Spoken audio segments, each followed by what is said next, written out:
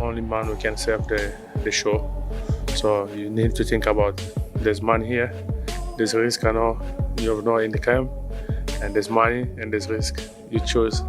I say, I just start building up my mall. I need money. And that's it. The money was good. I say, yes, I'm ready to go. So I accept the fight. Martin Blee's interview after his loss to Joseph Parker wasn't just a typical post-fight reaction. It was a statement. Calling himself the only man who can save the show wasn't mere confidence. It was a warning. In boxing, fighters either chase the money or fear the risk, and Blee made it clear he's after both. No sob stories, no playing the victim, just raw ambition. Losing to Parker didn't break him. It ignited a fire. When he said he needed money to build his legacy, it wasn't about greed, but proving he belongs at the top. His tone wasn't humble. It was dangerous, like a fighter who knows his worth and doesn't care who stands in his way. Parker may have taken the win, but Blue's hunger is the real threat. And if the boxing world isn't ready for... To be honest, me, I was waiting for the fight. And I even buy my Danzai to watch the fight on live. And I was surprised, and I don't know what happened, and I don't know what's wrong. So I just had Coach Billy call me, say Daniel Dubois is a little bit sick. And they asked if you can fight Joseph Parker. And I was shocked and surprised, but I don't know what happened. For a comeback soaked in risk, money, and pure grit, they better step aside. Because Blee is coming, and he's not asking for permission. But let's be honest. Did Martin Blee see the Joseph Parker fight coming? Not a chance. He had a front row seat, virtually, ready to watch the action live.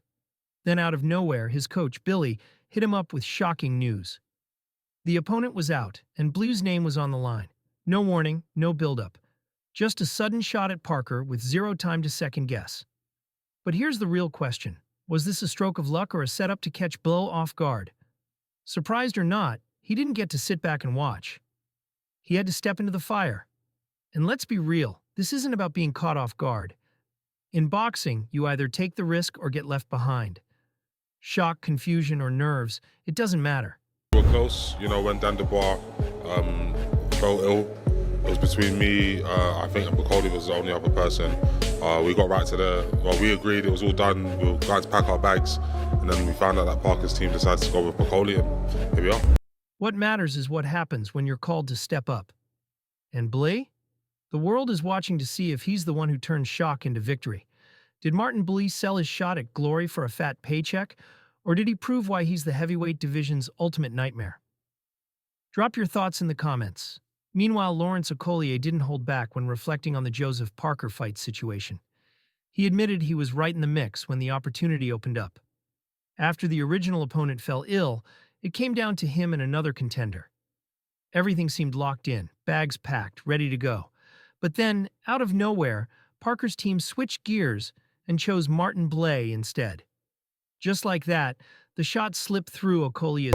You're my brother. I tell the coach, look, I can't let my brother down. So you spend a lot in the camp, so let me go. Listen, you have safe to your family, thank you very much. His fingers.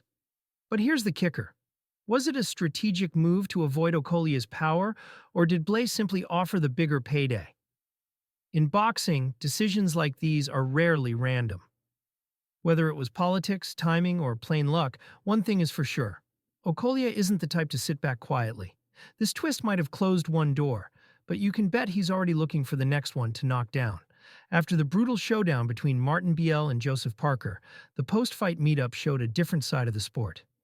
Despite the punches thrown and the battle fought, Bell made it clear that brotherhood and respect still matter.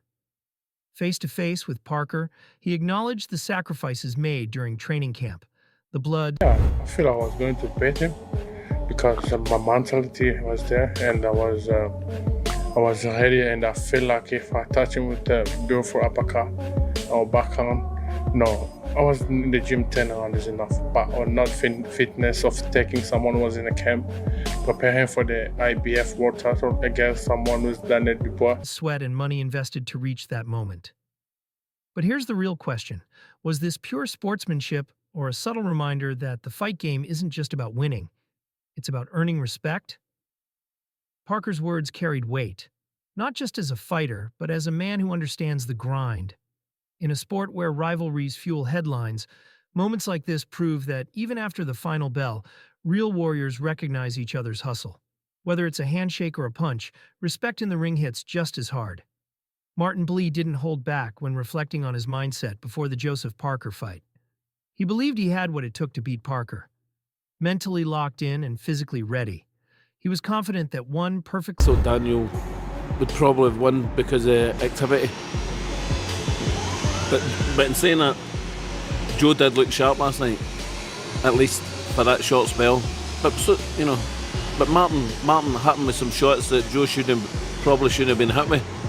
And if that was a fully fit Daniel DeWoe, it could have been troublesome.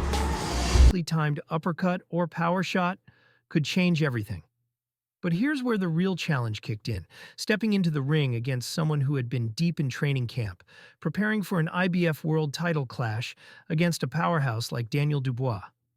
Sure, Blay had put in time at the gym, but there's a difference between staying sharp and being battle-ready. So the question stands, was it a matter of timing or preparation? One thing's clear, Blee didn't walk into that fight doubting himself. And if that uppercut had landed clean, we might be talking about a whole different outcome. He didn't look ready. He'd flown overnight from Congo to Ethiopia to land early hours of the Saturday morning here in Riyadh, Saudi Arabia, and he really wasn't ready for the fight with Joseph Parker. Commendations for being brave enough to step into the ring at short notice. Parker really sharp, kind of bamboozled him and scrambled his senses in the second round. It was a big mismatch. Nelson didn't shy away from sharing his thoughts on the fight. He believed Daniel Dubois might have had the upper hand due to his activity leading up to the bout. But credit where it's due, Joseph Parker looked sharp, at least during the early rounds. Still, Nelson pointed out a crucial flaw. Parker took shots from Martin Blee that he probably shouldn't have. And here's the kicker. If those punches had come from a fully fit Dubois, the outcome could have been a whole different story. The question is, did Parker get lucky? Or is his defense starting to crack? In a sport where one clean shot can end it all, leaving openings like that could spell big trouble in future matchups. Was Martin Blee set up to fail against Joseph Parker? Gareth A. Davies didn't hold back. Martin Bakole, in many ways, saved the show or saved the fight. I think it was brilliant that Joseph Parker took that challenge. His former sparring partner, one of the boogeymen, the danger men in heavyweight boxing. Obviously, Bakole hadn't trained, was way out of shape, but answered the call from Turki Al-Sheikh, who looked after him financially and promised him another fight in May. Pointing out that Blee looked anything but ready after flying overnight from Congo to Ethiopia and landing in Riyadh, Saudi Arabia, just hours before the fight. It's no surprise his body wasn't primed for battle. Stepping into the ring on short notice took guts, no question about that, but bravery doesn't win fights. Parker came in sharp, focused, and ready to dominate. By the second round, he had Blee stumbling, scrambling his senses with precise shots that left no room to recover. Let's be real, this wasn't a fair fight. It was a mismatch from the start. But here's the real question. Would Parker still dominate if Blee had a full training camp? Or did Blee's short notice... And it made him be a little bit more thoughtful and apprehensive, right? But in all honesty, it wasn't a joke fight, it was a massive gamble. Martin Bakole is the mucus of the bogeyman. My heart goes out for him, right? But I'm also going to be realistic and know that he got greatly financially rewarded. And I mean greatly financially rewarded. He took a massive chance. Notice saved Parker from a much tougher night.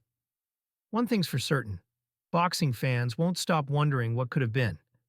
Did Martin Blee save the show? Or step into a no-win situation? Adam Smith called it like it is. Blee's decision to fight Joseph Parker on short notice kept the event alive. Props to Parker for taking on the challenge, especially against a former sparring partner known as one of the heavyweight division's boogeymen. But let's not ignore the facts. Blee wasn't in fight shape and hadn't trained for this bout. Still, when the call came from Turkey, Alec, who backed him financially and promised another shot in May, Blee didn't hesitate. But here's the real question. Was this bravery? Not confident in that fitness, but I was confident from first round to sixth round because that's prime plenty time, you know. And I was confident that I would stop him early before I passed the sixth round. Free or a rushed gamble that cost Blee a fair chance. One thing's for sure, a fully prepared Blee would be a whole different beast. And come May, the heavyweight division better be ready, because this boogeyman isn't done yet. Was Martin Blee's last-minute fight a brave gamble, or a payday worth the risk? Spencer Fearon didn't sugarcoat it. Blee stepped into the ring as the ultimate boogeyman, the guy even heavyweight champions fear. He's not just a threat, he's the founder, the chairman of the Boogeyman Club. But let's be real, this wasn't some throwaway match. It was a massive gamble, and Blee rolled the dice with everything on the line. Sure, he walked away with a fat paycheck. Fearon made that clear. But the real question is whether the financial reward was worth the risk to his reputation. Stepping in unprepared against a sharp, ready Joseph Parker was always dangerous. But now the world's wondering, if Blue had time to train, would Parker still be standing? One thing's certain, the chairman of Fear isn't done yet. Martin Bull made it clear. While his fitness might not have been at its peak, his confidence was undeniable. From the first round to the sixth, he believed he had the power and skill to stop Joseph Parker early. Sparring had sharpened his game, and he stepped into the ring convinced he could finish the fight before it hit the later rounds. But here's the question. Was that confidence enough to overcome Parker's preparation and endurance? In boxing, belief can fuel victory, but when the rounds stretch on, conditioning becomes the ultimate test. Blee swung for an early knockout, but when the fight pushed past the sixth, the real battle began. One punch could have changed everything, but timing, endurance, and heart separate the good from the great. If you want more hard-hitting boxing analysis, make sure to like, comment, and subscribe.